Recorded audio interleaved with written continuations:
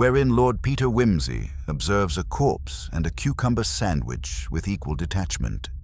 It is a peculiar thing, peculiar to the point of becoming practically impolite, when one's Sunday luncheon is interrupted by the violent and irreversible cessation of another man's life. Particularly if one has just taken the trouble to butter the toast precisely to the corners and is attempting to explain, with suitable disdain, to a local rector why Claudius most certainly did not quote, "There's a divinity that shapes our ends" at Ophelia's grave. Lord Peter Wimsey, looking lean and golden as a lion in late summer, was doing exactly that when the vicar's wife appeared in the French windows of the vicarage parlour, pale and unreasonably breathless. She had the look of a woman who had just seen something entirely unsatisfactory, like someone discovering the milk has gone off after pouring it into the tea. "Lord Peter," she said, with that strained civility peculiar to clergymen's wives and diplomats' daughters, "I do beg your pardon, but I believe Mr. Halberton is... oh dear, he's dead in the conservatory." Wimsey, who had been delicately nibbling a cucumber sandwich, the vicar's crusts removed with clerical severity, did not look up. "Dead, Mrs. Fanshawe? Quite dead? Or just performing the usual theatricals of an unrepentant solicitor in a draughty house?" Mrs. Fanshawe gave a tremulous shudder, as if remembering that Mr. Halberton in life had been a particularly moist sort of man, one who breathed heavily and took liberties with the pickled onions. "Oh no, quite dead. He's lying near the palms, and his scarf, the one he always wore, striped green and maroon, frightful thing. It's still tied round his neck, only, well, he looks as though he was strangled with it." Wimsey at last set down the sandwich and sighed. "Well, that seems rather final." He looked toward the door. "You know, I had thought to spend this weekend in pursuit of tea, theology, and total inaction. But the Almighty, in his infinite whimsy, appears to have left us with a dead solicitor in the shrubbery.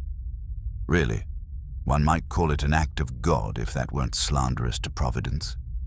He rose, brushing an invisible crumb from his waistcoat, and tilted his head at the vicar. "Come, Reverend, let us view the mortal remains of Mr. Halberton and see whether he met his end at the hands of sin, suicide, or perhaps simply the avenging ghosts of botched testaments." The conservatory at Lower Brimfold Vicarage was one of those Edwardian constructions meant to flatter both orchids and egos. It possessed the faintly embarrassed air of a room not quite certain whether it belonged to the house or the garden, and as such it had become the final province of genteel decay, dusty philodendrons, old issues of country life, and Mr. Arthur Halberton, now reclined rather definitively on the tiled floor beneath a rather carnivorous-looking fern. He was, by the account of all present, most certainly dead. His face had taken on the hue of weak tea left to steep too long, and his mouth was fixed in a slightly astonished O that suggested he had either been interrupted mid-snore or had seen something that took his breath away permanently. Around his neck was the scarf in question, lurid, hand-knitted and, so far as Wimsey could tell, not merely decorative. The knot was tight and high under the chin, the tails tucked with unsettling neatness into the lapel of a rather unfortunate mustard-colored overcoat. No blood, no signs of a struggle. Just Mr. Halberton, laid out like a guest who'd found the gin bottle, and then regretted it. Sergeant Appleyard of the Brimfold Constabulary, a man who wore his moustache like a badge of moral authority, arrived shortly thereafter and expressed immediate satisfaction. "Suicide, I'd say," he pronounced, hands on hips. "Look at that. Tightened the scarf himself. Nothing broken, no bruises. Must have had some remorse or summit." Wimsey cocked an eyebrow. "Dear me, Sergeant. Have you never tried to strangle yourself with a scarf? I attempted it once at Eton for a wager. Nearly passed out, but the knot always slips at the critical moment, unless one is exceptionally dexterous, or dead keen on dying in a tidy fashion. No, I rather think Mr. Halberton didn't do himself in. Someone else was considerate enough to arrange him like a window display at Harrods." Mrs. Fanshawe made a small noise, halfway between a gasp and a hiccup. But who would do such a thing? He was only here for the weekend, to speak to the bishop's people about the Sedgwick Trust. Nothing criminal in that. Wimsey turned back to the corpse with mild interest.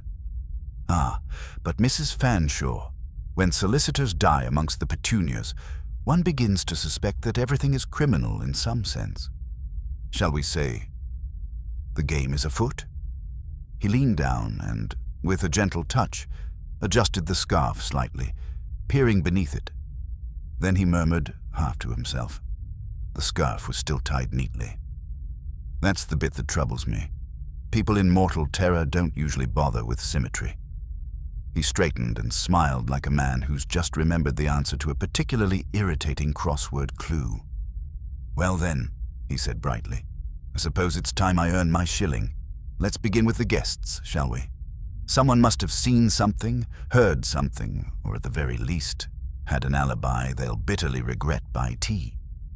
And with that, Lord Peter Wimsey, amateur sleuth and professional mischief-maker, went in search of his first suspect. Lord Peter Wimsey did not interrogate so much as insinuate himself. He had the singular gift, particularly exasperating to police and clergymen alike, of appearing not to press for information while eliciting entire confessions before the scone course had concluded. By the time he had finished his third inspection of the conservatory, the guests of Lower Brimfield Vicarage were already rearranging their memories for him. The party, if it could be called that, had been assembled for the weekend in that peculiarly English manner wherein polite society gathers not from affection, but obligation. Halberton, the solicitor, was supposedly there to consult with Canon Fanshawe on the matter of the Sedgwick Trust, a local endowment of obscure stipulations, vast acreage, and legal entanglements so dull that only a dead solicitor could possibly make it interesting. Wimsey began with the housekeeper, Mrs. Plumley, a flinty-eyed woman of uncertain years and considerable suspicion toward anyone who wore spats in the country. She had naturally known nothing whatsoever, but she did confess to hearing a sound like someone dragging a plant pot or some such thing around 10 minutes before the body was found. You didn't go look? Wimsey asked, inspecting a rather limp spider plant with faint distaste. Wasn't my place, was it? Besides, Mr. Halberton was in the conservatory. I heard him cough once or twice. Thought he'd fallen asleep. He often did, poor soul. Had a way of wheezing like a fire grate. And did you see him go in there? No, my lord, but Miss Venetia said he'd gone for a rest. She was with him in the drawing-room beforehand. Ah, Miss Venetia Fanshawe. Wimsey's tone lifted minutely. The vicar's niece dabbles in watercolors, I believe. She does more dabbling in whiskey, if you ask me, Mrs. Plumley muttered, too low for it to be entirely respectful. Wimsey filed the observation away with a nod. And no other visitors to the conservatory between, say, tea and the moment of discovery? Not to my knowledge, my lord, unless they went round through the garden door. It sticks something awful, though. Takes a fair push. Does it indeed? Wimsey examined the door in question. The wood was warped, and the handle bore faint traces of rust. Hardly the sort of egress one used casually. It would not do to strain the evidence too early, but it was noted.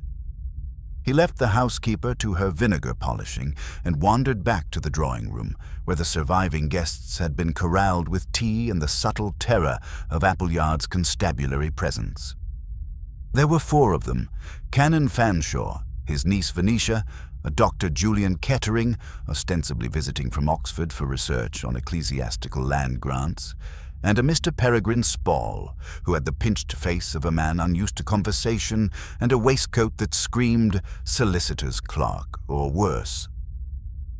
Venetia Fanshawe had all the tired beauty of a minor aristocrat bored into mischief. Her cheekbones could have cut glass, and her gloves, black kid, nervously twisted, suggested a woman more accustomed to control than grief. My lord, she greeted Wimsey with a nod, her voice laced with what might have been amusement or apprehension. You've arrived at the scene like a jackdaw to carrion. Merely a humble scavenger in pursuit of truth, Wimsey returned, settling himself across from her. May I trouble you for a few clarifications? You were with Mr. Halberton before he rested. She looked away, as if summoning the effort of recall from somewhere under her well-set curls. Yes, we were discussing the trust, briefly. He was in a mood, snappish. I suggested he take some air. He muttered something about drafts and vanished into the conservatory. And this was around, 4:10, perhaps 4:15. I remember because I just spilled tea on that ghastly maroon settee and blamed the teapot. He was grumbling about the bishop's demands and left. And you did not speak to him again? Number 1 went upstairs to change. She touched her necklace absently. When I came back down, everyone was shouting about the scarf. A gruesome accessory, but unexpectedly fashionable, Wimsey said lightly. And did he strike you as unusually perturbed? Venetia hesitated just too long. He was always perturbed. The Sedgwick business upset him. In what way? He said the documentation didn't match. Some pages missing, a codicil referenced in one letter that doesn't appear in the will itself. I think he feared a legal embarrassment. Wimsey nodded slowly. And did anyone else show undue interest in this errant codicil? That earned him a glance from Mr. Spall, the quiet little clerk whose posture was that of a man perpetually trying not to be noticed.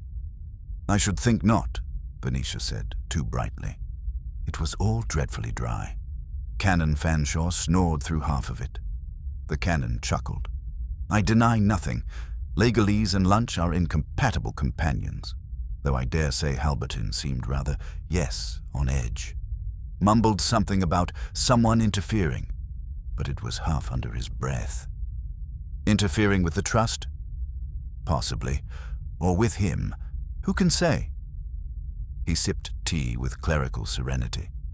He was a tiresome man, but not the sort one imagines murdered, unless it was for misappropriating biscuits. Dr. Kettering cleared his throat. May I, if it's not impertinent, ask whether the police have ruled out heart failure? Wimsey smiled. The scarf argues otherwise, I'm afraid, unless he died of fashion. He leaned back, fingertips steepled. Tell me, Doctor, what was your impression of Mr. Halberton? Kettering, a thin, fastidious man with spectacles that glinted like suspicion, offered a neutral smile. I only met him this weekend. Found him rather tedious. I preferred the garden to his monologues. Any particular hour for your gardening?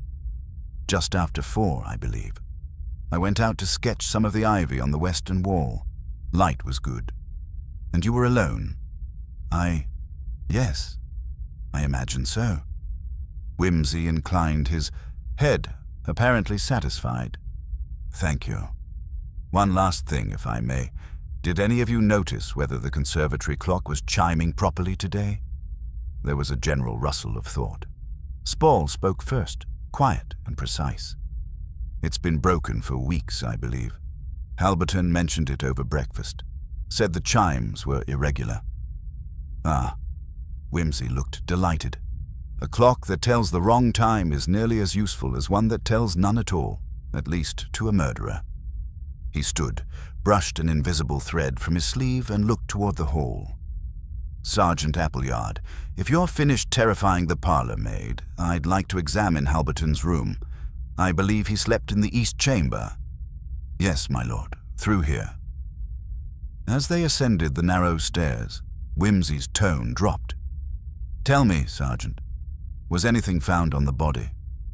A watch, pocket diary, a check from the Sedgwick Trust, unsigned, and a receipt for a parcel sent last week. Interesting. No sign of the scarf being pulled off, no scuffle. No, sir. Whole thing too clean for my liking, like he stood there and let someone throttle him. Wimsey nodded. Yes, or like he never stood at all. He stopped before the east chamber and opened the door gently. Inside, the room was tidy to the point of emptiness. A suitcase lay open, but untouched. The bed was unrumpled. On the writing desk, a single sheet of paper rested beside a heavy black fountain pen, the ink still glistening faintly. Wimsey leaned in. The sheet was blank, but the blotting paper beneath showed faint imprints. Half a sentence, perhaps. He tilted it to the light. Cannot allow this to proceed. If the truth comes... He smiled without warmth. Oh dear. That sounds ominous, doesn't it, Sergeant? And yet, so very incomplete. He turned slowly to the window. It was unlatched. Let's find the gardener next, he murmured. I believe he saw something he hasn't yet realized was important. And with that, Lord Peter Wimsey vanished downstairs, a faint smile playing on his lips like a man who had just heard the second half of a joke only he understood. Wimsey found himself stepping into a garden swathed in late afternoon shadows, the sort of place where even the most innocent flower bed could conceal 100 whispered secrets.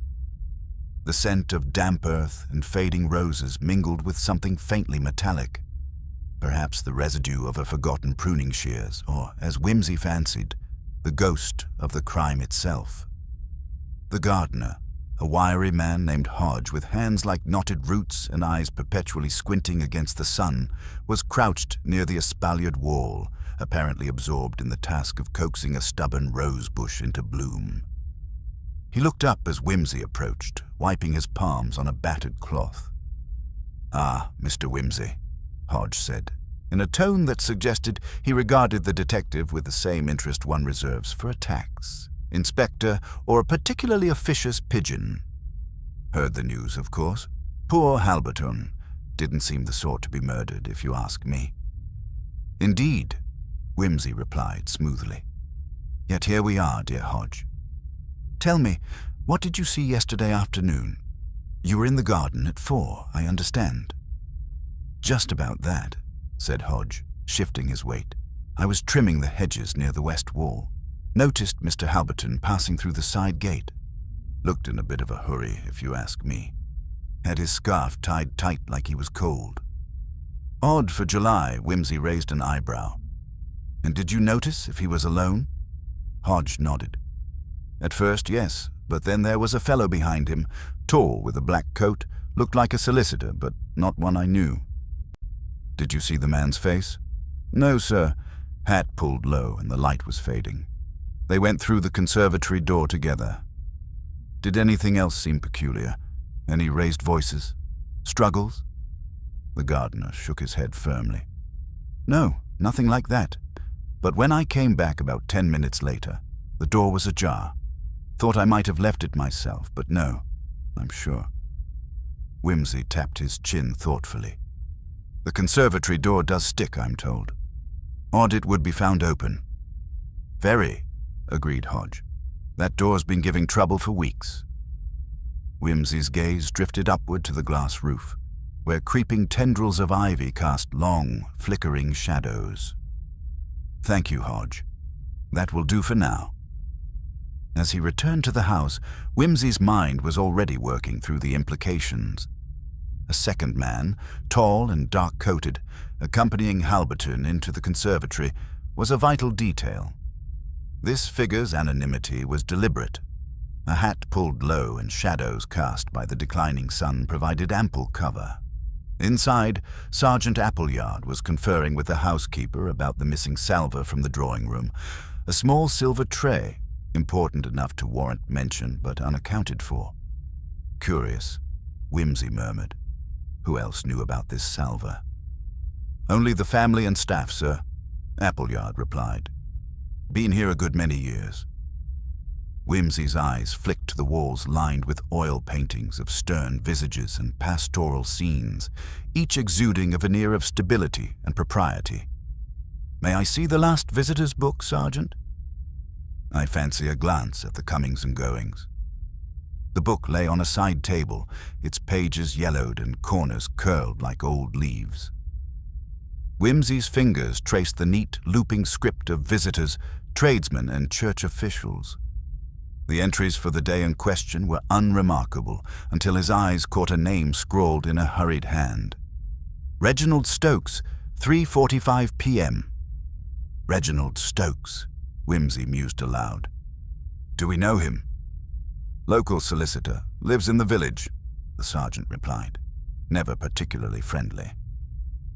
Wimsey's interest sharpened. A second legal figure arriving minutes before the estimated time of death suggested overlapping business or perhaps something more clandestine. He found Venetia Fanshawe in the drawing room again, pale but composed, arranging a few fallen tea leaves on the carpet with an absent air. She looked up as Wimsey approached. "Miss Fanshawe, a moment if I may. I've come across a Mr. Reginald Stokes who visited just before Mr. Halberton's demise. Are you familiar?" She paused, lips pressing together. "Yes, he's been quite persistent about the Sedgwick Trust lately. Argued with my uncle last week about certain clauses in the will. Arguments over legal technicalities, commonplace among solicitors? Unfortunately so. But with Stokes, there's an edge of something else. Something less professional. He's been trying to pressure my uncle into changing the trustees. And Mr. Halberton? He was wary of Stokes. Feared he might be trying to wrest control." Wimsey nodded slowly. "I see. And did anyone else share that apprehension?" Venetia hesitated, then glanced toward the door as if to ensure no one overheard. "Mr. Peregrine Spall has been restless. He's less experienced, but keen to please. I think he might have been tempted to act beyond his remit." "Interesting. I shall keep that in mind." Before he could inquire further, a sudden noise drew their attention, a muted clatter from the hallway. Sergeant Appleyard appeared, face creased with concern. "Mr. Wimsey, you'll want to see this." He gestured toward the drawing-room door. Wimsey followed, his senses sharpening. Inside, the curtains hung as they had been all afternoon, but the carpet near the window bore a distinct dark stain. Not blood, it was too dry and smeared, more like oil or grease. Nearby, a brass candlestick lay overturned, its wick crushed. Wimsey crouched, examining the evidence. "A struggle, perhaps," he said, though no obvious injuries on the victim suggest it was brief or the victim unwilling. Appleyard frowned. "You think someone tried to stage a scene?" "Possibly, or perhaps left something behind in haste." His eyes then caught a small fragment of paper lodged beneath the curtain hem. He extracted it carefully, a torn piece bearing half a typed sentence. "Must not be allowed to find the codicil." Wimsey's fingers tightened around the scrap. "So, the threat is real, and it is recent." He turned to the assembled group, who had followed silently. Venetia's expression was guarded. Canon Fanshawe looked genuinely puzzled, while Dr. Kettering appeared mildly intrigued. "Now, gentleman and lady," Wimsey said, voice crisp as autumn air, "our solicitor was tangled in more than legal knots. There is a shadow of fear here, of secrets worth killing for, and that shadow lies not just in the documents he carried, but in the company he kept." He paced slowly, absorbing the room's details. The cracked bell, pulled by the door, the faint scratch marks on the polished wood of the writing desk, the subtle misalignment of the conservatory clock's hands. "One last thing," he added, "about that clock. If it is broken, it may have been deliberately so. Time is often a murderer's accomplice." Venetia looked up sharply. "You think the time of death might be wrong? It is our task to discover whose time exactly it was. The times given by witnesses, the chiming of clocks, the opening of doors, they must all fit together, like pieces of a puzzle, and at present, several pieces refuse to cooperate." Appleyard cleared his throat. "Do you want me to round up the guests for further questioning?" "Not just yet," Wimsey said, a faint smile playing on his lips. "First, I intend to revisit the scene with a few more questions in mind, particularly concerning that second man Mr. Hodge mentioned. Tall, dark coat, and a hat low enough to hide his features." Venetia frowned. "I don't recall any such person." "No, but your gardener did. And the gardener is a man of singular reliability when it comes to the weather and plants, if not necessarily gossip." Wimsey allowed himself a brief indulgence of dry amusement. "We are all gardeners in this business, Miss Fanshawe, pruning away at facts, watering the roots of suspicion, and pulling the weeds of falsehood. Sometimes one must till the earth to find the truth." With that cryptic remark, he moved toward the window, looking out over the tangled garden. "Tomorrow, we shall begin by verifying Mr. Stokes's movements, examining the broken clock in the conservatory, and seeing whether the supposedly missing salver has been secreted away or spirited off." He glanced back inside, eyes alight with the promise of discovery. "And I dare say we will find that the simplest of details, like the knot of a scarf, are rarely as innocent as they appear." The house was silent, but for the ticking of the grandfather clock in the hall, its measured beat a solemn reminder that time, as always, was running out. The following morning dawned grey and heavy with the threat of rain, the sort of day when even the most resolute country folk pulled their collars high and quickened their step. Wimsey arrived at the house with an early chill in the air and a purposeful gleam in his eye, the kind that suggested the day's investigations would soon bear fruit or fracture into fresh enigmas. First on his agenda was a closer inspection of the conservatory clock, a matter that had niggled at him since the previous evening. The clock, an ornate piece with brass fittings and Roman numerals delicately painted in faded black, stood on a small mahogany pedestal by the window. Upon examination, it was clear the clock had indeed stopped at precisely 4:17 p.m. according to the frozen hands.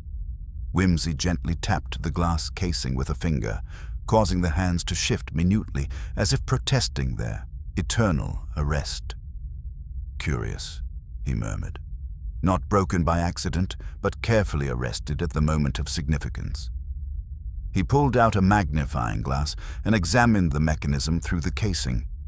No obvious tampering visible here, but the pendulum had been deliberately halted.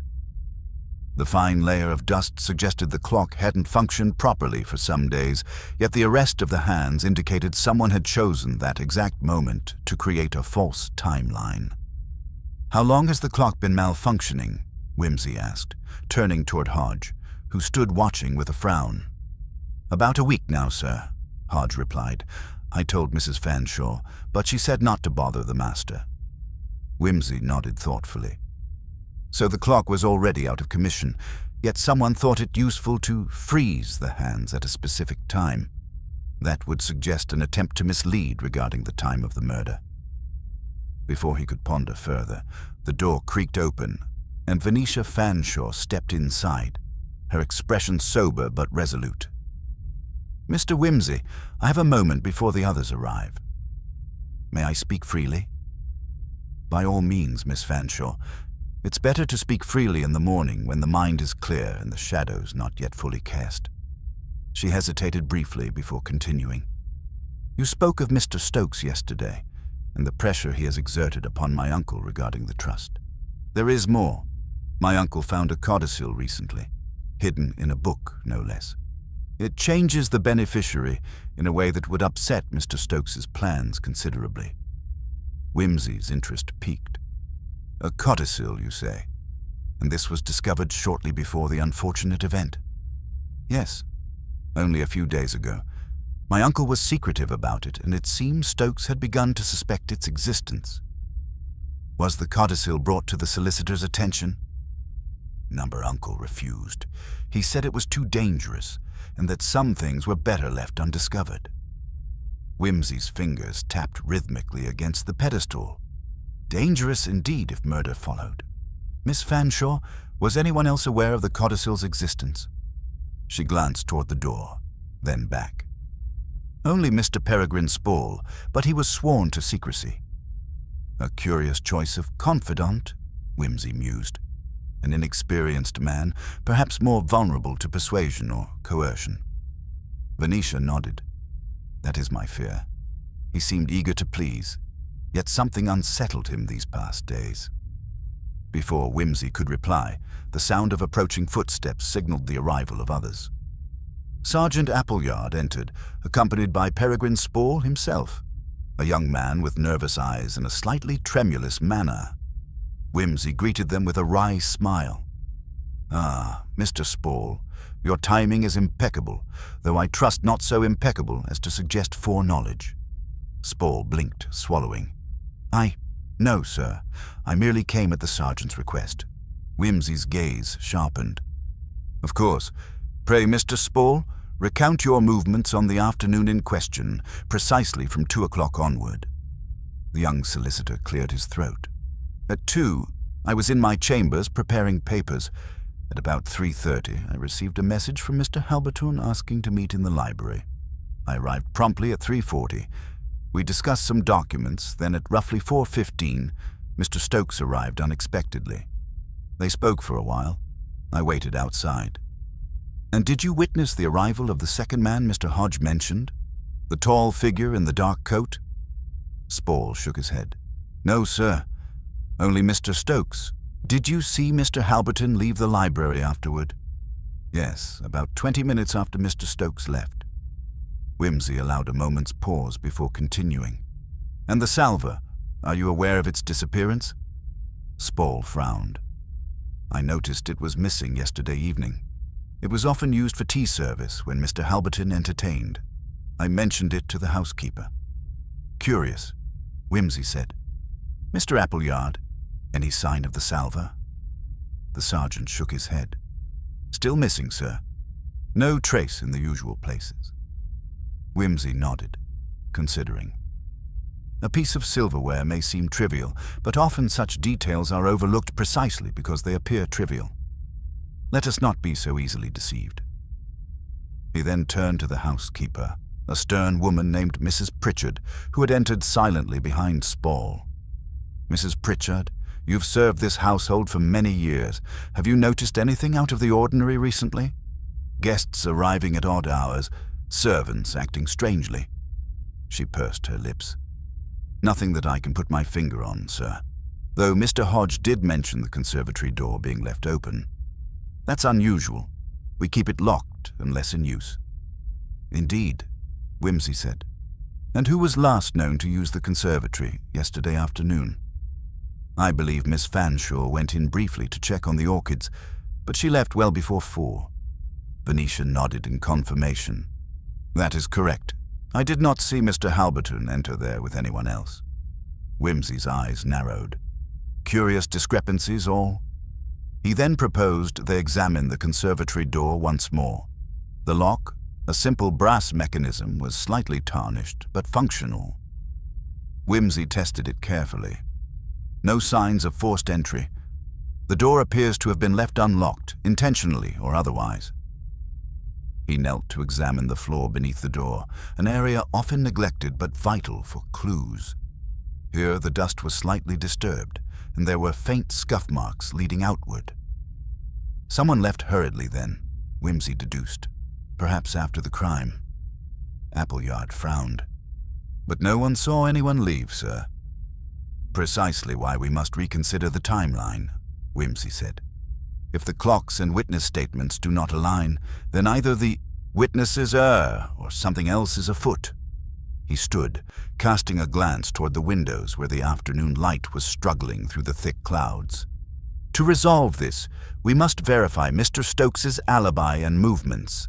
His visit seems pivotal, and the fact that he appeared so suddenly demands closer scrutiny." Venetia looked uneasy.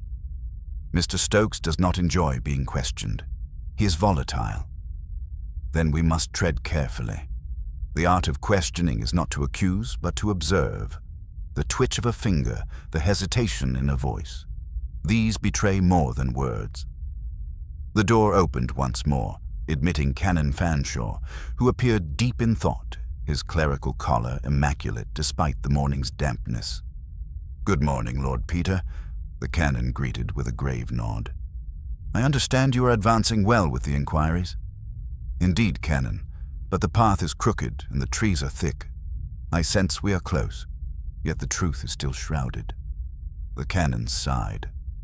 "Sometimes the truth is a burden too heavy for gentle souls." "Perhaps," Wimsey conceded, "but our task is to bear that burden, even if it unsettles us all." He motioned toward the study, where a small, battered safe sat half open. "May I?" he asked. The canon gestured assent. Inside, Wimsey found the usual papers, some correspondence and a leather-bound ledger. He opened the ledger, scanning the entries rapidly. "Here," he said, pulling out a folded document. "The codicil, not quite what I expected." Venetia stepped forward, breath caught. "What do you mean?" "It is less a change of beneficiary and more an instruction, an order of trusteeship under certain conditions. It mentions specifically that should Mr. Halberton perish before the finalization of the trust, then a secondary executor assumes full control." Her face blanched. "Who is the secondary executor?" "Mr. Stokes." A sharp intake of breath filled the room. "Gentleman, lady," Wimsey said quietly. "It seems Mr. Stokes's interest in the trust was more personal than professional, and that changes everything." Outside, the wind picked up, rattling the windows with a dismal cadence. Wimsey's gaze returned inward, sharp and resolute. "The stage is set, but the players have yet to reveal their true motives, and the clock is still frozen in time." He pocketed the codicil, eyes lingering on the now ominous face of the stopped conservatory clock. "Tomorrow," he said, "we shall begin in earnest to untangle the threads of deceit and reveal who found it expedient to kill for control, and why the scarf was still tied so neatly."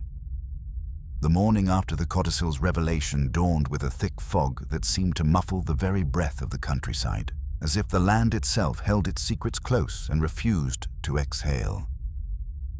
Lord Peter Wimsey arrived at the Fanshawe estate with a measured step, mindful that each moment of daylight could bring fresh insight or new obfuscations.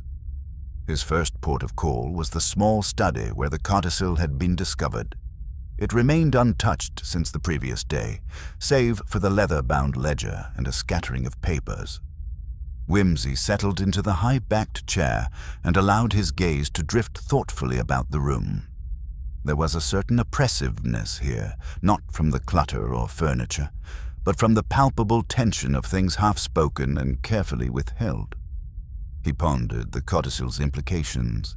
The conditional trust arrangement was a subtle piece of legal architecture, one that required the beneficiary's death prior to the trust's finalization for the secondary executor, Mr. Stokes, to assume control. The notion that Mr. Stokes stood to benefit dramatically was no longer speculation. It was now a matter of record. Yet Wimsey, ever cautious, was reluctant to leap to conclusions. The codicil explained motive, but motive alone was an insufficient lodestar for truth. There was still the matter of timing, and the question of opportunity. Who was where and when? Wimsey's fingers brushed over the ledger again, eyes catching an entry dated 2 days prior to the murder. It recorded a visit from Mr. Stokes to the estate, unscheduled, brief, and vaguely described as urgent consultation. The ambiguity was telling. He rose and made his way to the main hall, where the household staff had begun their morning duties. His approach was met with a mixture of curiosity and unease. The household's collective pulse was quickened by recent events. "Good morning," Wimsey said pleasantly, addressing Mrs. Pritchard first. "May I trouble you for some details regarding Mr. Stokes's visit?" Mrs. Pritchard, who managed the household with unyielding discipline, nodded. "Certainly, my lord. Mr. Stokes arrived about 11 in the morning, stayed no longer than half an hour. He was quite agitated, pacing the hall before they went into the study." "Agitated, you say?" "Yes, sir. He muttered something about delays and needing to secure his position. But I didn't catch all of it." Wimsey's eyes twinkled with quiet amusement.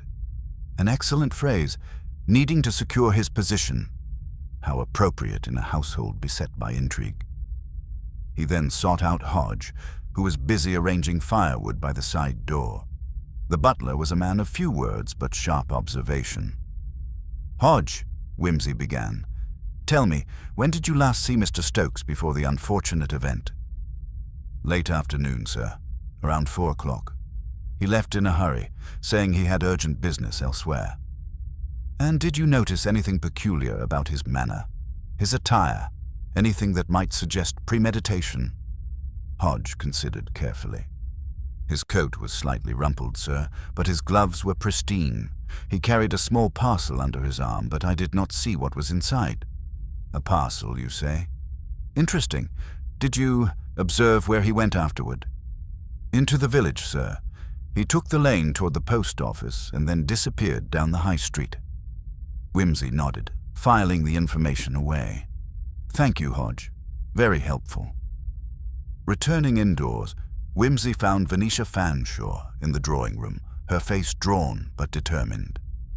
Miss Fanshawe, he said, I gather you have been reviewing the guest list and their whereabouts. Yes, Lord Peter, she replied. I find the timeline curious, especially regarding the servants' accounts and the visitors' comings and goings. Some details do not quite align. Indeed. Which discrepancies trouble you most? Well, for one, the absence of Mr. Halberton from the morning's meetings. He was reportedly in the library.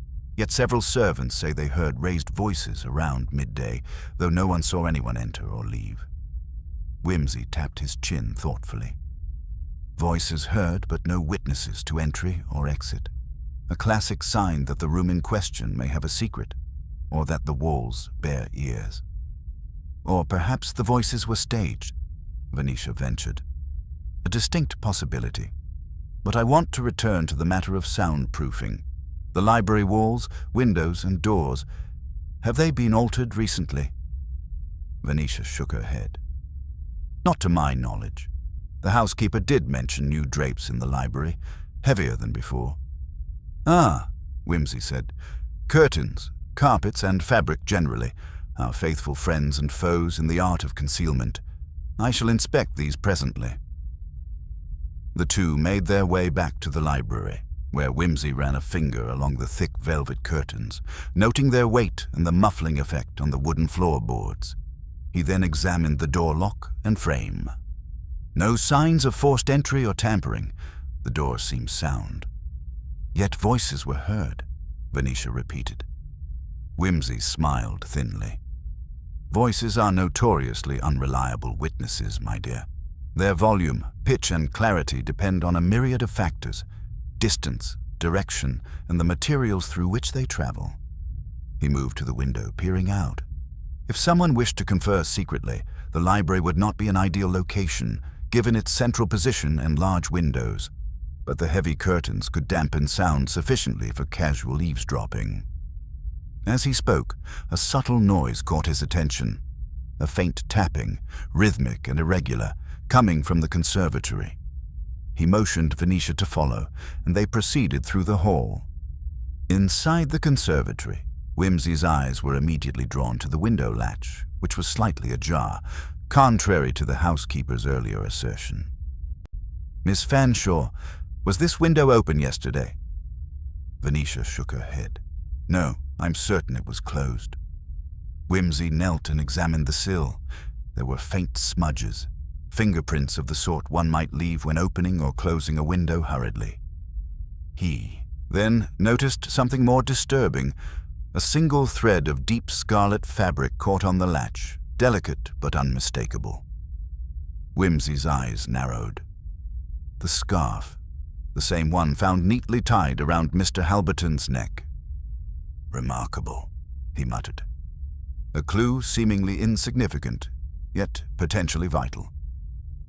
Venetia looked alarmed. Could someone have used this window to enter or leave unseen? Precisely what I intend to ascertain, Wimsey said. But for now, the question remains, why was the scarf so neatly tied? Either the killer was fastidious to the point of madness or attempting to send a message.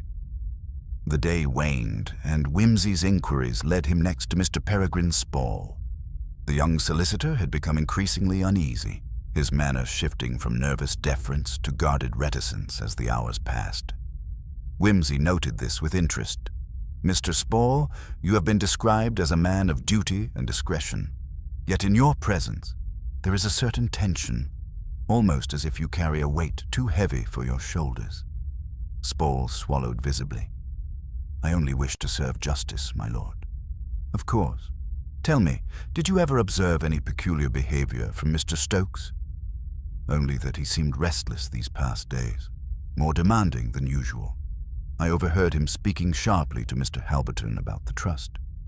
And was there talk of the codicil? Spall hesitated. Yes, but Mr. Halberton forbade me from discussing it with anyone. He was fearful of what might happen if the knowledge became widespread.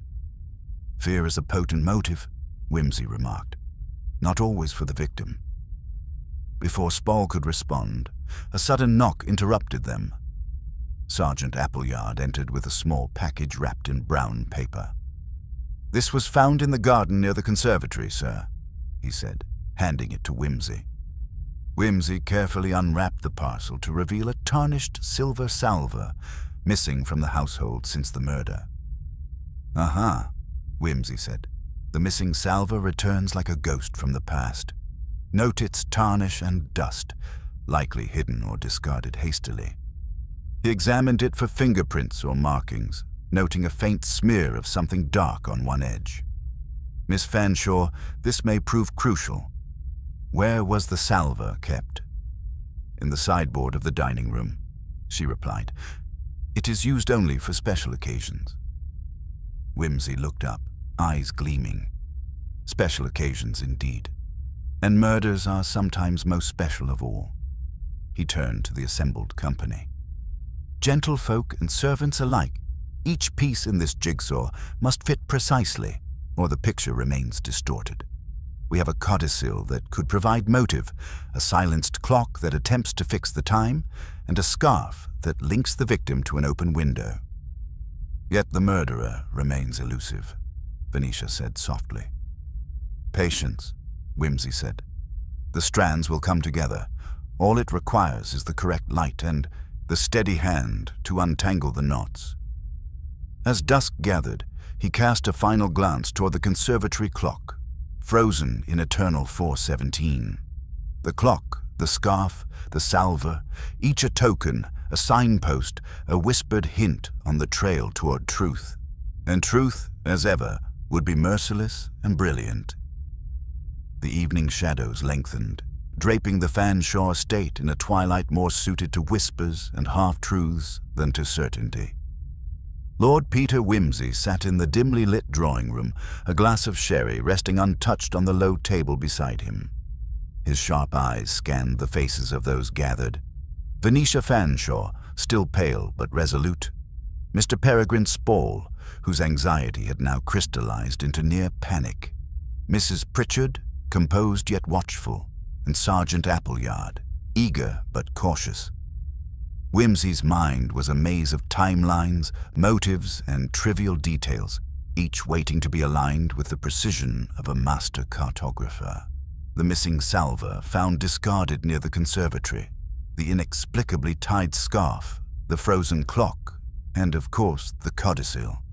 All pieces of a puzzle whose shape was still obscured by shadows.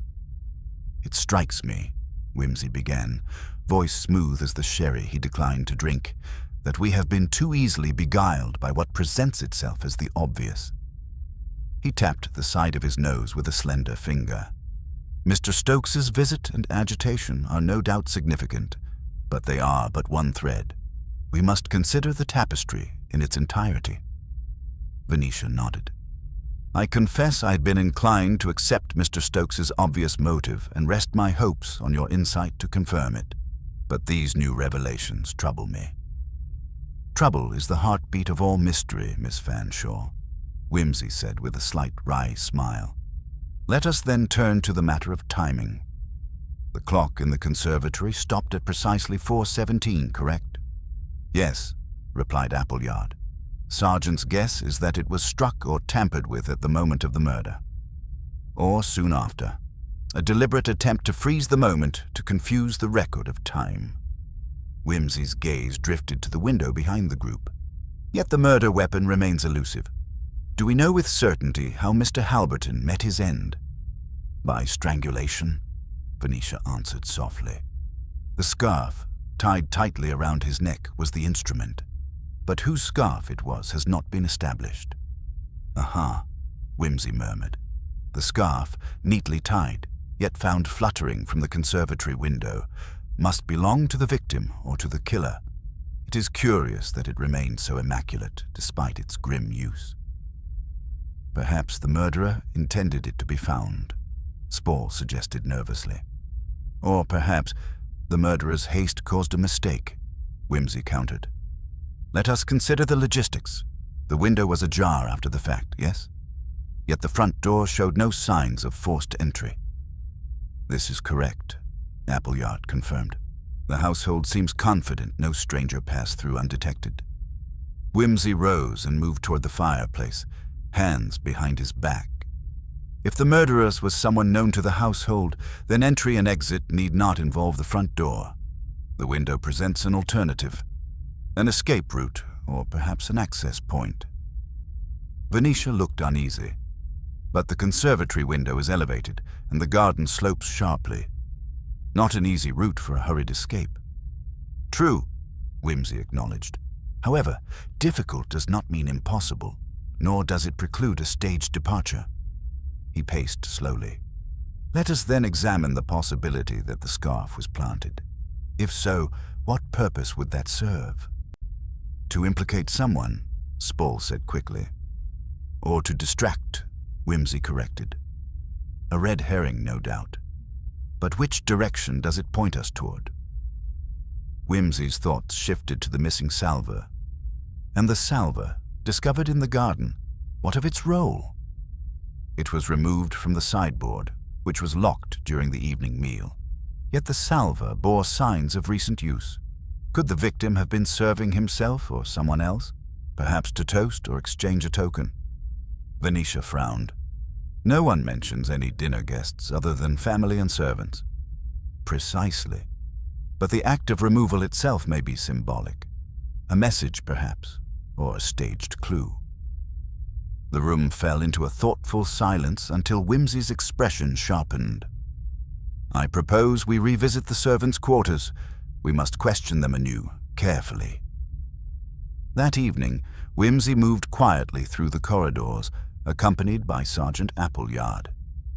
The servants' domain was a realm of shadows and whispered rumors where fear and loyalty tangled in equal measure. Mrs. Pritchard awaited them in the servants' hall, her posture rigid but composed. What would you have me do, my lord? Simply recount once more the evening of the murder, Wimsey replied, his tone gentle but insistent. Mrs. Pritchard spoke, her voice steady but measured. The household gathered for dinner at 7 o'clock, as is customary. Mr. Halberton seemed distant, preoccupied. After the meal, he excused himself early, saying he needed air. That was the last time anyone saw him alive. And the other servants, their movements. James, the footman, was dispatched to retrieve a package from the post office for Mr. Stokes around 7:30. He returned promptly. No one else left the house after dinner. Did you notice anything unusual? Any noises? Disturbances? Mrs. Pritchard hesitated. Only the sound of a clock striking 4, though that would have been earlier. And a muffled argument I thought I heard between Mr. Halberton and Mr. Spall. Wimsey raised an eyebrow. An argument, you say? Yes, sir. I thought it best not to interfere. Appleyard exchanged a glance with Wimsey. This is new. Wimsey nodded thoughtfully. Miss Fanshawe, have you noticed any strain between Mr. Halberton and Mr. Spall? Venetia looked down. I was not aware, but now that you mention it, they were often at odds over the trust and estate matters. Mr. Spall seemed eager to expedite certain decisions. Mr. Halberton was cautious, even obstructive. Obstruction can be a form of self-preservation or guilt, Wimsey mused. He turned to Appleyard. Is there any record of correspondence between Mr. Halberton and outside parties? Letters, telegrams, notes? Only a few letters, all kept in the study. Nothing remarkable on first inspection. Then we must examine them more closely. Later, back in the study, Wimsey pored over the letters by the flickering light of a candle. Most were mundane, but one caught his attention. A terse note from an unnamed correspondent warning Mr. Halberton to beware of trust matters and to consider the company he keeps. Wimsey's lips curled slightly. An anonymous warning. How very quaint. Venetia frowned. Could it be blackmail? Or a bluff? Wimsey replied. But it suggests the presence of external pressure, perhaps even conspiracy. He leaned back, considering. One wonders whether the victim's fears were well-founded or a product of his own imagination. The clock on the mantel ticked loudly, counting away moments that might never be recovered. Suddenly, Wimsey's eyes were drawn to a small detail. The letter was creased along a fold line matching the width of the scarf's scarlet thread. Venetia, he said softly, I suspect this scarf is not merely a murder weapon, but also a messenger of secrets. The young woman looked puzzled. But how can a scarf send secrets? Wimsey smiled faintly. By its presence where it ought not be, and absence where it must be. Outside, the wind picked up, rattling the window panes like distant applause for the unfolding drama. Wimsey felt the puzzle nearing its turning point, the subtle threads tugging taut toward revelation. All who dwell within these walls hold pieces of the story, he murmured. It is now for us to discover who has woven the fatal pattern and who will unravel it. The chill of early dawn seeped through the cracks in the ancient windows of Fanshawe Estate, lending a muted stillness to the grand house that was at once comforting and disquieting. Lord Peter Wimsey, having spent a restless night reviewing his notes and observations, rose with the first pale light, determined to press forward. The threads of this labyrinthine mystery were beginning to knot tight, and patience was no longer a luxury, but a necessity sharpened to urgency. He began by revisiting the conservatory. The scarlet thread caught on the window latch, the neatly tied scarf, the frozen clock.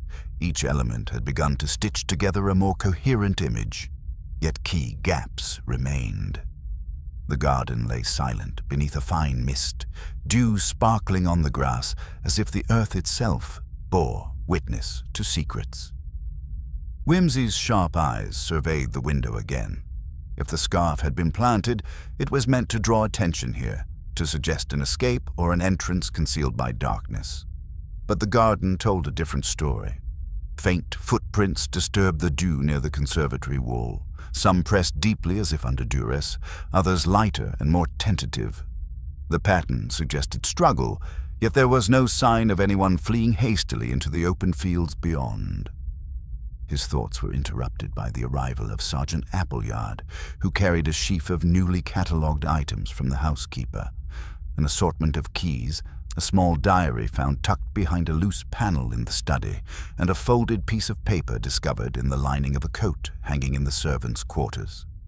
"Good morning, sir," Appleyard said, setting the items on the stone table. The diary belonged to Mrs. Pritchard, the housekeeper. It seems she was more observant than we thought. Wimsey opened the diary with care. The handwriting was neat, the tone formal but increasingly anxious over the past week. "Here," Wimsey murmured, pointing to an entry dated 3 days before the murder. "Mr. Halberton and Mr. Stokes argue heatedly about the codicil. Mr. Halberton suspects something but does not say what. I fear trouble." The next day's entry noted a mysterious visitor arriving late at night who left before dawn. No name, no details. Appleyard frowned. This visitor, did Mrs. Pritchard say where he went or what was discussed? Number only that the visitor carried a black leather satchel and seemed agitated. Wimsey's eyes gleamed. A new variable. We must identify this visitor. Turning to the folded paper, Wimsey unfolded it carefully. It was a hastily scribbled note in a shaky hand. "Beware the man who smiles too kindly. The truth lies beneath the ticking clock." He glanced at the clock in the conservatory, frozen forever at 4:17. Beneath the ticking clock, could it mean literally beneath the clock? Or something more cryptic? Venetia, who had just entered quietly, overhearing the last phrase, spoke softly. The clock has a loose panel at its base. I saw it when cleaning, but thought nothing of it." "Excellent," Wimsey said briskly. "We shall see if secrets hide beneath." As they approached the conservatory once more, the air felt charged. Wimsey pried open the panel at the base of the clock with a pocket knife. Behind it was a small cavity, and within lay a folded piece of parchment, yellowed and fragile. Carefully, Wimsey unfolded the document. It was a letter, dated a month before the murder, addressed to Mr. Halberton. "Read this aloud, Venetia," Wimsey requested. She did so, voice steady despite the weight of the words. "My dear Halberton, if you value your position and the future of the estate, heed this warning. The codicil is not as it seems. Trust no one, not even those closest. The clock will mark the moment when truth is lost, unless you act swiftly." The letter bore no signature, only a faint watermark of a local law firm, a firm that had no records of sending such a letter. Wimsey looked up sharply. "Someone within the legal circle is playing a deeper game than we imagined." Venetia frowned. "Could Mr. Spall be involved? He's the solicitor handling the trust." "Possibly," Wimsey replied. "But we cannot jump to accusations without evidence. What interests me is the phrase, 'The clock will mark the moment when truth is lost.' Could the stopping of the clock be a symbol, a warning, or a deception?" The day's investigations took a new urgency. Wimsey arranged a meeting with Mr. Peregrine Spall in the library, under the guise of reviewing documents, but with the intent to confront. Spall arrived, his composure taut, but his eyes restless. Wimsey wasted no time. "Mr. Spall," he began, "I've come upon troubling evidence, letters, secret visits, and warnings directed at Mr. Halberton. Care to explain your whereabouts on the night of the visitor's arrival?"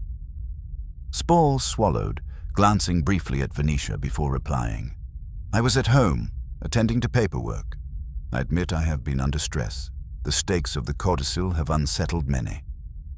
"Indeed," Wimsey said, "but the evidence suggests you may know more than you admit." Spall's mouth twitched, a faint tremor betraying his veneer of calm. "If I did, I assure you it was with the estate's best interests at heart." "Then perhaps you can tell me about the black leather satchel Mrs. Pritchard mentioned. Did you send anyone to deliver it or receive it?" Spall's face hardened. "I cannot speak for others, but I find the implication offensive." Before Wimsey could respond, a sharp rap interrupted them. It was Venetia, pale but resolute. "My lord, Mrs. Pritchard wishes to speak with you urgently.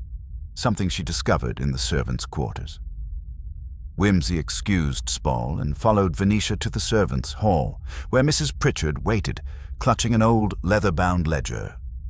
"This was hidden behind a loose brick in the pantry," she said quietly. "I found it when searching for the missing salver."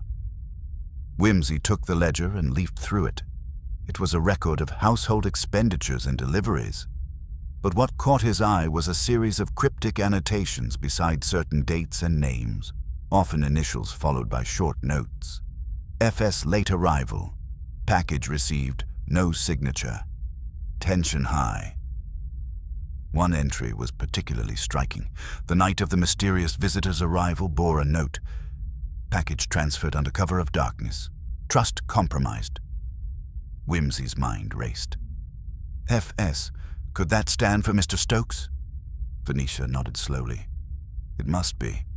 And the package," Wimsey said, "may be the same Mr. Stokes was seen carrying the afternoon before the murder. This all points to a conspiracy involving the codicil and those who stand to gain or lose." The weight of this realization pressed heavily on the group. Yet, even as the evidence mounted, Wimsey's instincts told him the most dangerous truths remained obscured by a veil of loyalty and fear. That evening, as the household gathered for a subdued dinner, Wimsey felt the tension thick as the autumn fog. Each face bore its own mask, every glance a concealed calculus. He resolved to speak with Mr. Stokes directly before the night ended. When Stokes entered the drawing room, he was calm but guarded. Wimsey studied him closely, noting the slight tremor in his hands, the way his gaze flicked to the clock on the mantelpiece, again frozen at 4:17. "Mr. Stokes," Wimsey began, "your recent actions suggest a man caught in a web. There is the black satchel, the secret visits, the ledger annotations. You have much to explain." Stokes's lips tightened. "You weave an elaborate tale, Lord Peter, but it is built on shadows and hearsay." "Perhaps," Wimsey conceded. "Yet even shadows cast shapes that reveal the truth." A long silence stretched, broken only by the ticking of the grandfather clock in the hallway. Then Stokes's composure cracked. "Yes, I visited the estate twice recently. The first time to discuss matters of the trust, the second to confront Halberton over his delays, but I deny any role in his death." "And yet the scarf?" Wimsey pressed. Stokes's face paled. "I have no idea how it came to be in the conservatory window. I only know this. Halberton feared losing everything and was prepared to fight to the bitter end." Wimsey nodded slowly. "Fear and greed, an infamous combination. But we still lack the final piece. Who silenced the clock and why?" As the night deepened, Wimsey understood that the estate's secrets were like the mist outside, dense, shifting, and reluctant to yield. Yet within that haze, a spark of clarity was beginning to glow. The game was far from over, but the players were slowly revealing their true faces. And when dawn came again, no secret could remain hidden forever. The dawn was a reluctant thing, drawing its pale light through the heavy curtains of Fanshawe Estate with all the hesitance of a secret barely willing to be revealed. Lord Peter Wimsey, having paced the library until the fireplace whispered of exhaustion, finally settled by the window, his mind weaving the day's discoveries into a tapestry still full of dark threads.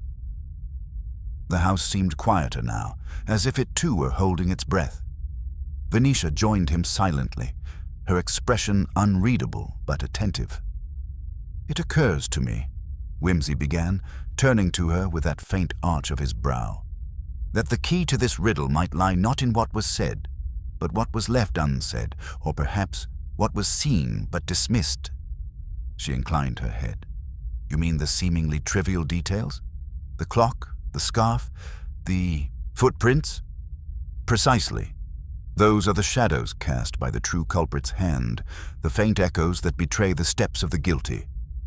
Their conversation was interrupted by a brisk knock. Sergeant Appleyard entered, eyes alert. "Mr. Wimsey, a visitor has arrived, Inspector Charles Parker from Scotland Yard. He insists on speaking with you privately." Wimsey raised an eyebrow. "Parker, you say? I trust he comes bearing more than mere curiosity." The inspector's presence was at once reassuring and disconcerting. A man of straightforward methods and unwavering dedication, Parker's arrival signaled that the case was not simply a matter for local constabulary. After a brief exchange, Parker laid out his findings. "We've traced the black leather satchel. It was reported stolen from a solicitor's office in London 2 weeks ago, Mr. Spall's firm, if I'm not mistaken." "An inconvenient coincidence," Wimsey mused, "or a deliberate misdirection. Moreover," Parker continued, "forensic analysis on the scarf found at the scene shows traces of a rare dye, used primarily in the manufacture of military uniforms." Wimsey's eyes sparkled with that peculiar light of dawning insight. "Military dye, you say? That suggests a connection to someone with a service background, or at least with access to such materials." "And the footprints," Parker added. "They lead not only around the conservatory, but also towards the servants' entrance, an unusual route for a guest." Wimsey frowned thoughtfully. "A calculated path to avoid the main corridors. Our perpetrator is more cautious than we assumed." Turning to Venetia, he said, "The servants' quarters. I must revisit them with fresh eyes." The afternoon unfolded in a steady rhythm of interviews and inspections. Wimsey's manner remained light, almost playful, but beneath it lay a probing precision that unnerved even the most composed household members. In the servants' quarters, the atmosphere was markedly different. The air was thick with the scent of starch and soap, and a faint murmur of hushed conversations ceased abruptly upon his arrival. Wimsey's gaze lingered on the collection of shoes lined beneath the benches. Most were polished, save for one pair caked with the dried mud typical of the nearby moorlands. "Whose are these?" Wimsey inquired, lifting one shoe with gloved hands. A young scullery maid named Mary blinked nervously.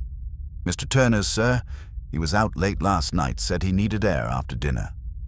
Turner, the butler's assistant, had been a peripheral figure so far, shadowed by the more dramatic presences of Mr. Stokes and Mr. Spall. Wimsey's curiosity deepened. "Did anyone notice where Mr. Turner went?" Mary hesitated. "He said something about the West Wing, but the doors there are kept locked after sunset." "Indeed," Wimsey murmured. "A detail worth remembering." Later, in the West Wing corridor, Wimsey examined the lock on the heavy oak door. It was old, the ironwork corroded but still functional. The lock had no signs of forced entry. "Curious," Wimsey said aloud. "If the door was secured, how did Mr. Turner gain access?" His fingers traced the edge of the door frame, and he noticed a faint scratch near the keyhole, a subtle clue. He fetched a pocket knife from his coat and tested the edge. It was capable of delicate work. Returning to the servants' quarters, Wimsey sought out Turner under the pretext of discussing household routines. Turner was a tall, gaunt man with sharp eyes that flickered with something unreadable when questioned. "Mr. Turner, a word about your late-night excursions," Wimsey began casually. "It seems you found your way into a locked corridor. Quite an adventure for a man of your station." Turner's jaw tightened. "I needed to see something, sir. Something important." "And what might that be?" Turner hesitated, then whispered, "I saw Mr. Stokes with a package. Not the usual deliveries. He was nervous, looking around as if he expected to be watched." Wimsey nodded slowly. "And did you see where the package went?" Turner swallowed. "To the East Wing, to a room not often used." "Thank you, Turner. Your discretion is appreciated." As Turner left, Wimsey turned to Venetia. "We have a link between Stokes and a secret transfer, but the East Wing? So far, our focus has been elsewhere." Venetia frowned. "The East Wing has been closed off for years, except for storage." Wimsey's eyes gleamed. A perfect hiding place. Later that evening, with the household asleep, Wimsey and Venetia ventured quietly to the East Wing. The corridors were narrow and dimly lit, the air stale as if untouched by fresh breeze for decades. At the far end, behind a tapestry of fading grandeur, they found a door. The lock yielded with surprising ease to Wimsey's deft hands. Inside was a small room, sparse except for a dusty trunk and a chair. The trunk was locked, but a faint glint caught Wimsey's eye, a small keyhole just visible beneath the dust. He produced the keys gathered earlier, trying each with patience. One fit, and the trunk creaked open to reveal a trove of documents. Letters, legal papers, and photographs, many yellowed with age. Among them was a letter addressed to Halberton from an unknown correspondent, hinting at forged documents and threats to expose a shame that must remain buried. Wimsey's lips tightened. So the codicil dispute is but the surface of a deeper scandal. Venetia nodded. And this explains the urgency, the fear, the secrecy. Their search was interrupted by a noise, a creak in the hallway. Wimsey motioned to Venetia to hide behind the heavy curtains. Through the doorway stepped Mr. Spall, carrying the black satchel. He paused, seemingly unaware of their presence, and began rifling through the trunk's contents. Wimsey felt the familiar thrill of revelation. Spall's calm demeanor masked a desperate man, trying to retrieve or destroy evidence. He stepped forward with a quiet authority. "Mr. Spall, I believe your presence here speaks volumes."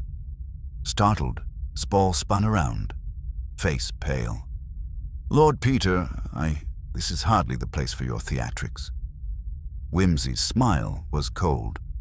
"The place is precisely where you should be, given your knowledge and intentions." Spall's gaze darted to Venetia, then back to Wimsey. "You misunderstand, but I see now that pretense is wasted." "Indeed. I suggest you explain yourself before this becomes more complicated." Spall's shoulders sagged. "Very well. The codicil was forged.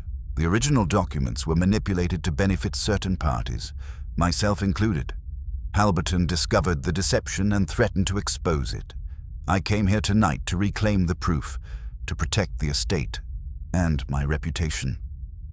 "And yet," Wimsey said, "you left the clock frozen at 4:17, a staged signal perhaps, or a mark of guilt."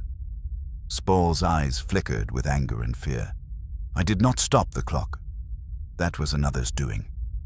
"Then we have more than one hand at work. The plot thickens." Wimsey's mind worked swiftly.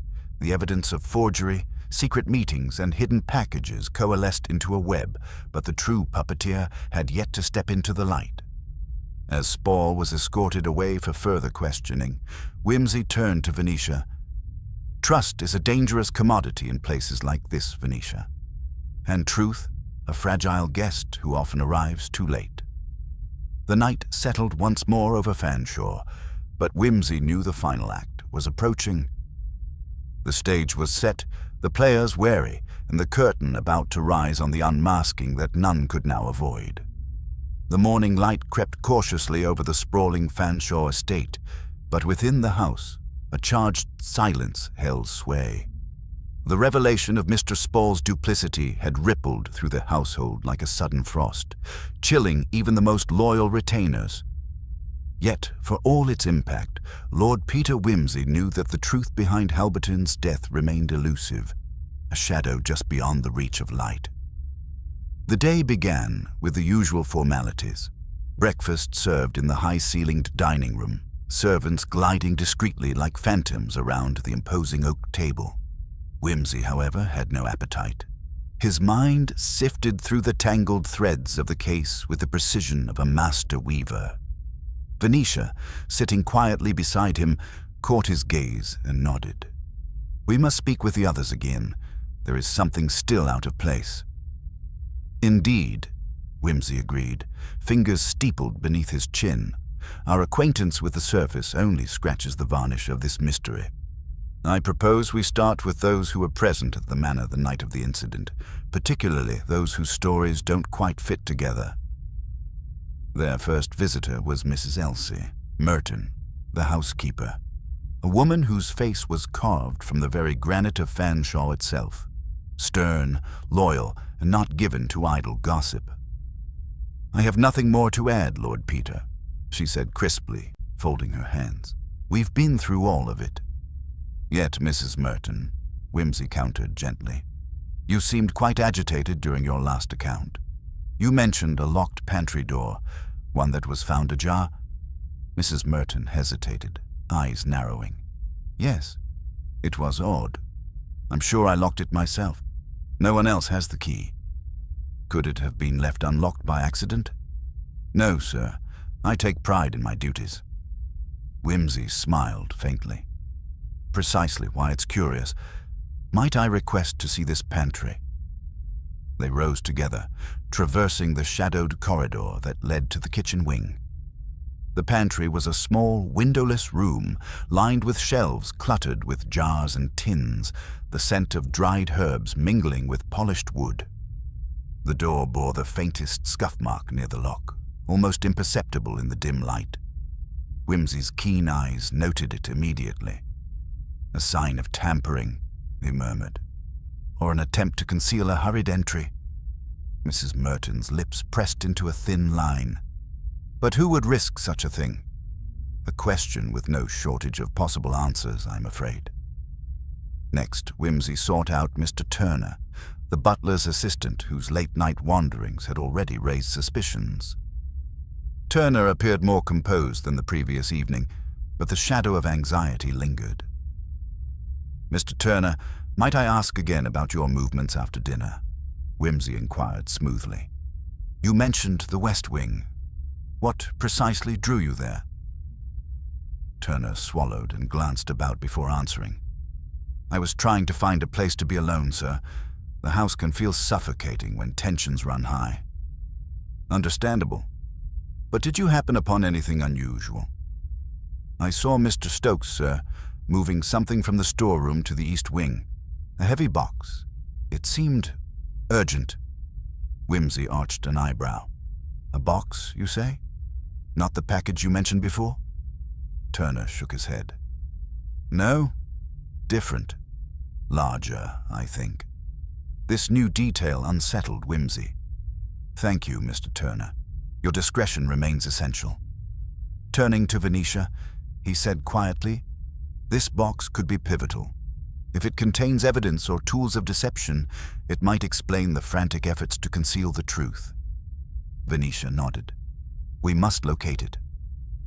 Before they could continue, the sharp ring of the telephone shattered the morning calm. The inspector's voice came brisk and urgent. "Lord Peter, you'll want to hear this. Forensics have found a partial fingerprint on the black satchel. Matches an individual with a known criminal record for fraud and forgery. A man named William Keene, recently released from prison." Wimsey's lips curved into a sardonic smile. "A thief and forger. An apt addition to our cast of characters." "Indeed," Parker replied. "We're tracking him now. Rumor has it he was seen in the village last night." Wimsey glanced at Venetia. "It appears our mystery reaches beyond these walls." Later, they visited the village to question those who might have seen Keene. Most spoke with reluctance or claimed ignorance, but a local shopkeeper provided a valuable lead. "He was in a hurry, looking over his shoulder," the man said. "Asked if anyone knew the quickest way to Fanshawe House." Wimsey thanked him, filing away the information. The puzzle was becoming clearer. Keene's involvement suggested a wider conspiracy, one possibly orchestrated to silence Halberton before the codicil's secrets came fully to light. Returning to Fanshawe, Wimsey decided it was time to re-examine the physical evidence with a fresh eye. He walked slowly through the library, retracing Halberton's last known movements. The arrangement of books, the open window, even the chair's position, all were noted and mentally catalogued. His gaze fell upon the grandfather clock, which had been repaired overnight and now ticked steadily. The hour hand was frozen at precisely 4:17 the night of the murder, a detail that had troubled Wimsey from the start. He approached the clock, lifting the glass with care. The mechanism was deliberately stopped, a silent witness to a moment frozen in time. Venetia observed thoughtfully. A deliberate interruption to mislead. But by whom? Wimsey turned, eyes narrowing. "That is the question. Whoever it was, they wished us to believe the crime occurred precisely at that hour." "But our interviews suggest otherwise," Venetia replied. "People's accounts contradict the timeline fixed by the clock."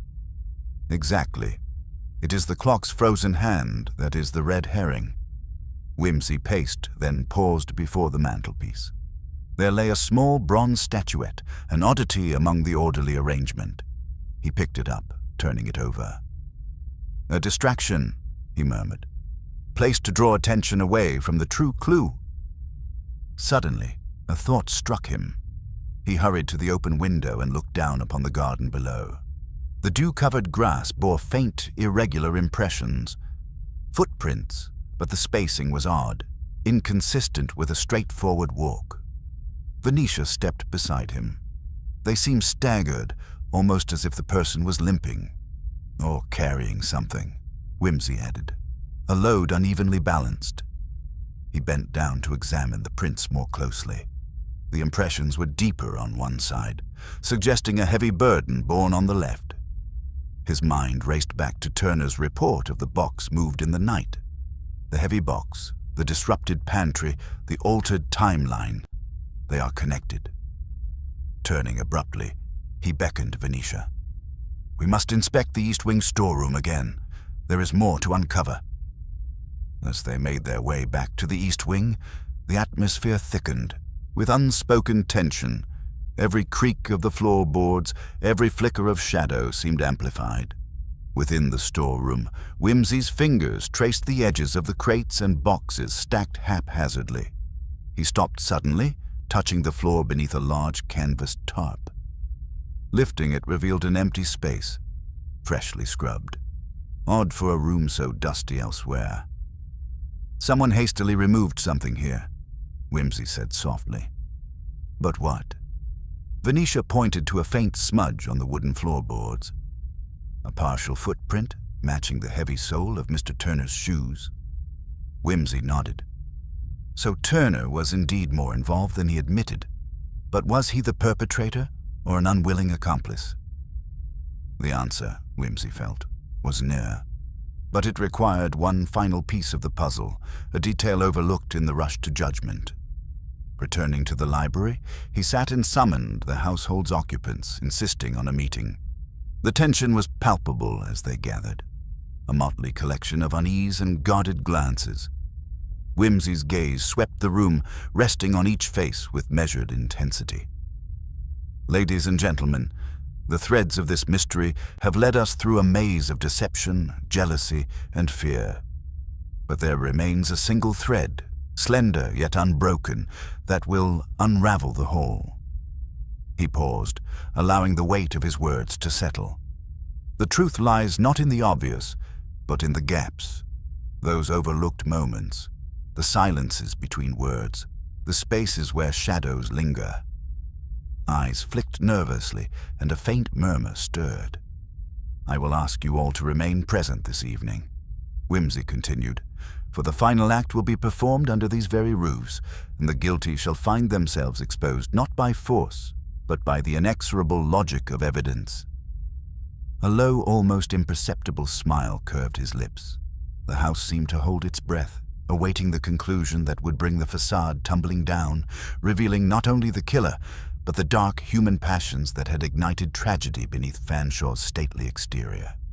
The evening air was thick with anticipation as the household settled into a strained quiet, each member aware that something momentous was imminent.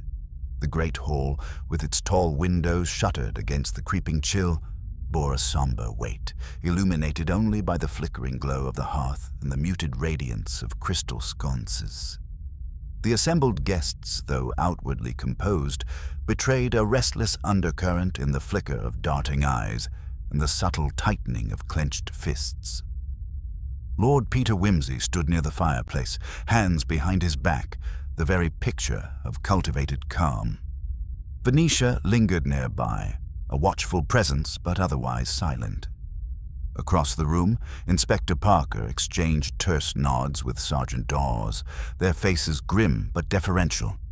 The rest, the Spalls, Mr. Turner, Mrs. Merton, and the village curate, clustered in tentative groups, uncertain whether to expect revelation or reprisal. Wimsey began with a measured tone, deliberately slow to let the moment stretch and thicken. "Thank you all for gathering at such short notice. We find ourselves at the confluence of truth and obfuscation, where the slightest misstep might lead us astray." He glanced at each person in turn, eyes bright with a keen and merciless light. "When first I arrived, the scene of Mr. Halberton's untimely demise struck me as a stage set for deception. The carefully tied scarf, the meticulously stopped clock, and the locked doors suddenly unlocked." A slight murmur rippled, quickly suppressed. "Yet," Wimsey continued, "sir, it was the seeming minutiae that revealed the cracks beneath the polished veneer. A footprint, an ajar pantry door, a box moved in the dead of night, and, most intriguingly, the mysterious presence of Mr. William Keene, the forger whose fingerprints mar the surface of this enigma." He paused, letting the pieces settle in the minds before advancing. "Mr. Keene's appearance in our village last night was no coincidence, but a deliberate ploy. His involvement suggests a connection to the forged codicil that Mr. Halberton intended to challenge." At this, Mrs. Spall's lips tightened imperceptibly, her gaze flickering toward her son, who avoided her eyes. "But before we descend into conjecture, let us reconstruct the timeline with the clarity it deserves." Wimsey said, moving toward the grand clock that now ticked steadily once more. At approximately 4:17 a.m., the grandfather clock was halted, an act meant to freeze suspicion at a precise moment. Yet eyewitness accounts place activity in the manor well after this hour. He beckoned to Inspector Parker, who stepped forward with a pocket watch and a ledger of notes. Mr. Turner's admission that he transported a heavy box to the East Wing storeroom at nearly 4:45 a.m.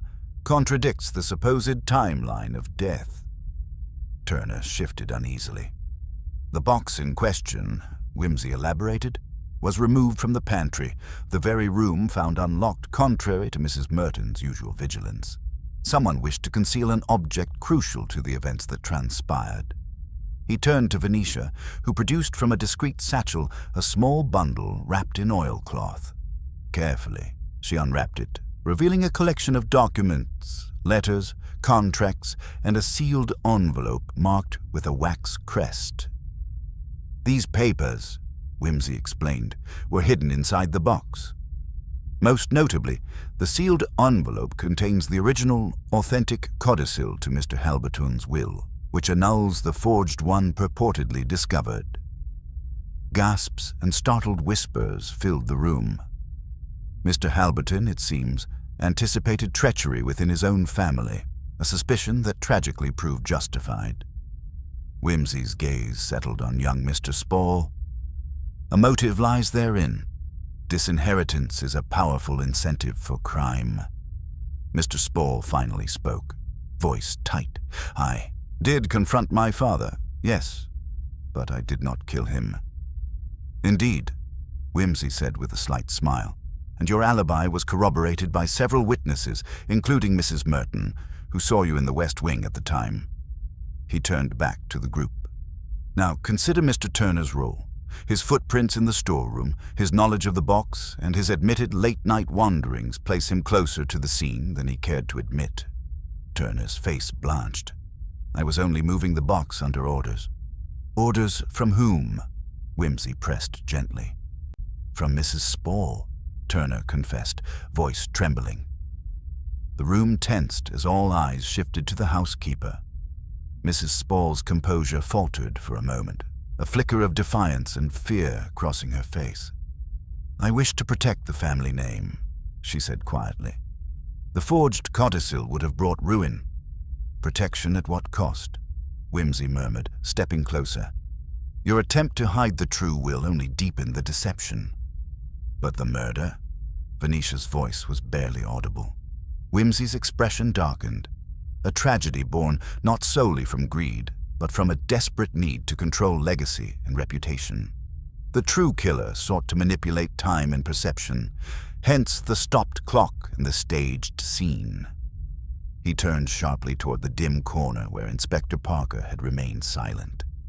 The missing salver, the overlooked detail, the instrument of death concealed in plain sight.